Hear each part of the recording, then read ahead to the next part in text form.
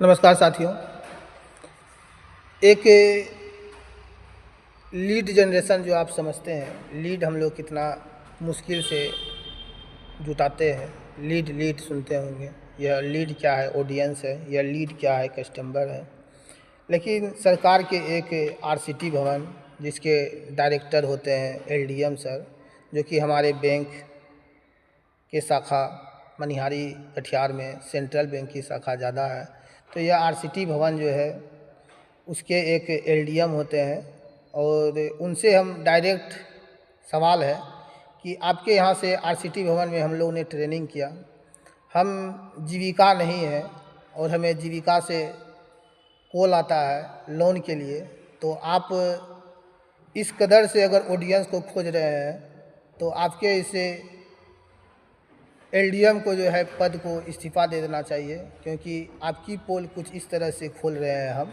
आप इसे अमल कीजिए और इसे ज़्यादा से ज़्यादा लोगों तक शेयर कीजिए। लीड को आप क्यों लीक किए? हमने वहाँ 10 दिन 30-32 लोग 35 लोग की संख्या में हम लोग ने वहाँ पे ट्रेनिंग किए और आप हमारी डाटा को जो है जीविका दीदी को क्यों दिए? आपसे सवाल है। अगर आप इनका सवाल हमारे डीएम सर आशुतोष जी को अगर देना चाहते हैं तो 28 अप्रैल को जो है आप हमारे साथ डीएम ऑफिस पहुंच सकते हैं और हमारे साथ जो मशरूम ट्रेनिंग किए थे, आपका डाटा लीक है और यह डाटा लीक होना हम लोगों की लिए बहुत जो है फंसने और फंसाने की बात हो सकती है। तो यह जीविका दीदी को बस आप यह क्यों दिए? जीविका दीदी वह क्या है, किस संस्था से जुड़ी हुई है, इसके बारे में हमें नहीं पता। अगर आप बता पाएंगे और हमें सही रूप से संतुष्ट कर पाएंगे तो शायद अपने पद पे रह पाएंगे, अन्यथा एलडीएम होने का आप सपना नहीं बल्कि आपको यह छोड़ना पड़ेगा। यह सहायिका समिति आपको जो है प्रूव करेगा, यह प्रूव करेगा एक किसान का बेटा सुभाष कुमार।